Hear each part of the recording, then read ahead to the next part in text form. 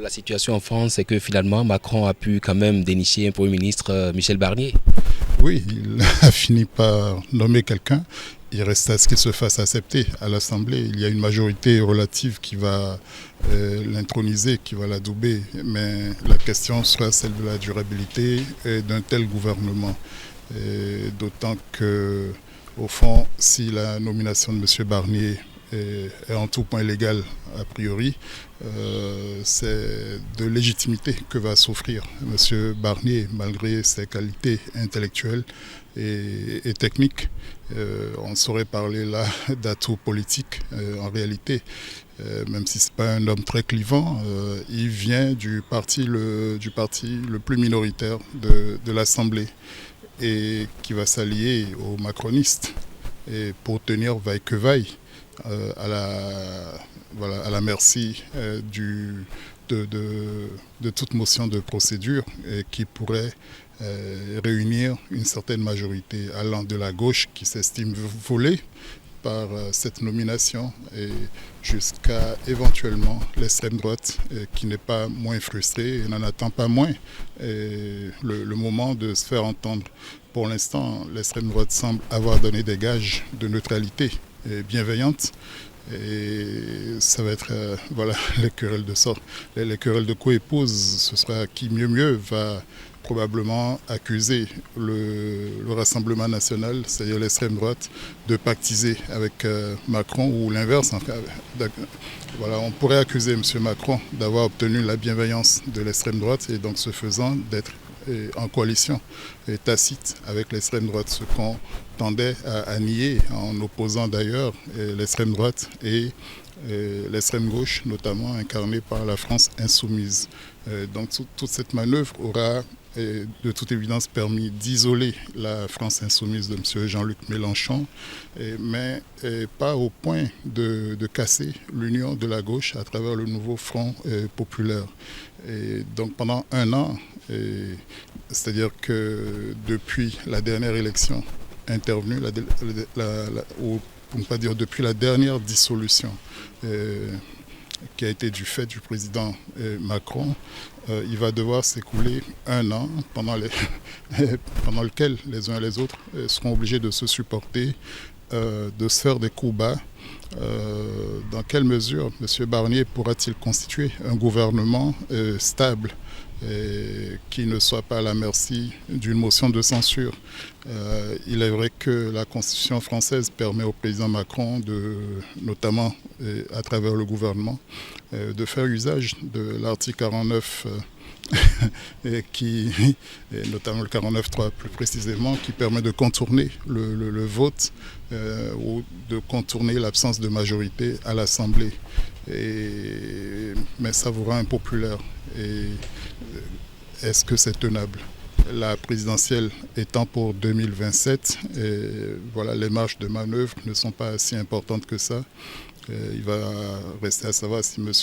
Barnier sera capable, et malgré tout, d'être ce go-between qui permette à la France de tenir son rang, notamment au plan des notations économiques. Il est très important pour le rang de la France dans la concurrence internationale que la stabilité politique soit retrouvée. Un pays qui est abonné aux perturbations, aux agitations. On annonce déjà pour le 7 septembre une grande manifestation, une grande mobilisation de la gauche. Est-ce que ce ne sera qu'un mouvement d'humeur sans lendemain ou bien est-ce que cela ira crescendo? Voyez, donc si la France en devenait ingouvernable, ce serait un mauvais signal aux investisseurs et ce serait encore un mauvais point pour le chômage.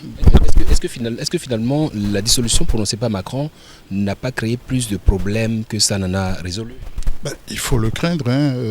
D'aucuns ont parlé d'un coup de tête, même sa propre famille politique a du mal à assumer cette décision.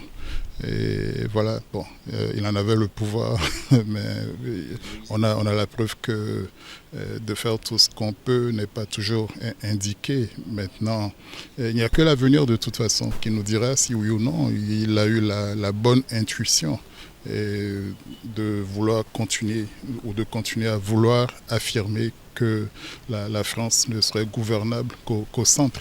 Et d'ailleurs, il a présumé de ce qu'un gouvernement de gauche, un gouvernement qui serait conduit par le nouveau Front populaire ne tiendrait pas. Et sur quoi se font-ils? Et bon, on a espéré Cazeneuve, on a espéré l'autre. Qui est issu du Parti socialiste, mais d'une minorité du Parti socialiste, aurait difficilement fait l'affaire. À la limite, monsieur François Hollande, l'ancien président de la République, aurait pu être plus légitime, étant donné qu'il a quand même été présenté sur les listes du nouveau Front populaire et endosse a priori le programme qui a été présenté aux électeurs. Ce n'est pas le cas de M. Cazeneuve qui a critiqué ce programme du NFP et donc il n'était pas compatible avec eux. Peut-être est-il proche de M. Macron, mais ça ne suffit pas. Une incompatibilité également qu'on peut noter du côté de Barnier, puisque Barnier n'est pas un pro-Macron. Non, il n'est pas. Il est issu du parti Les Républicains. Donc d'aucuns se gossent désormais de traiter d'un parti en perte de vitesse. Son président, M. Ciotti, a rejoint l'extrême droite. C'est un parti qui n'a cessé de perdre les élections depuis assez longtemps. Et c'est un parti qui, de toute façon, est arrivé mais a désormais une force d'appoint, probablement opportuniste, avec les macronistes pour tenir l'Assemblée nationale. Sachant que le Sénat, qui a son mot à dire quelquefois, surtout en matière de dissolution et en matière de renversement du gouvernement, est plutôt à droite. Donc tout indique que la France reste au plan socio-politique à droite et que les manœuvres vont se passer de ce côté, donc sous la forme de quelle alliance plus ou moins oui, en fait, vous me passez bien le mot. En réalité, la France parle plus de cohabitation, mais n'a pas la culture des coalitions, à l'instar des autres pays européens, notamment de l'Allemagne, où de longue date déjà, les partis majeurs ont compris qu'ils ne pouvaient avoir seuls la majorité et ont appris à se faire les concessions qu'il faut sur la base d'un programme de gouvernement et donc de coalition qui respecte, sauvegarde les identités des uns et des autres, mais est un compromis pour rendre le pays gouvernable. La France va peut-être devoir inaugurer ce cycle, enfin faire cet apprentissage s'il le désire, sinon elle sera abonnée à l'instabilité politique, parlementaire et donc sera peut-être la risée des autres pays. Gabriel Attal qui se dit frustré. Bon, c'est un ressenti qu'il a exprimé sur le ton de la plaisanterie. Il était assez cocasse de voir l'écart d'âge entre M. Barnier et lui. Je crois que c'est à son honneur d'avoir exprimé ce ressenti. Il est vrai que 8 mois, ça ne suffit pas forcément à laisser une trace. Maintenant, il a l'avenir devant lui s'il sait réunir les atouts qu'il faut pour se rappeler au bon souvenir des électeurs français.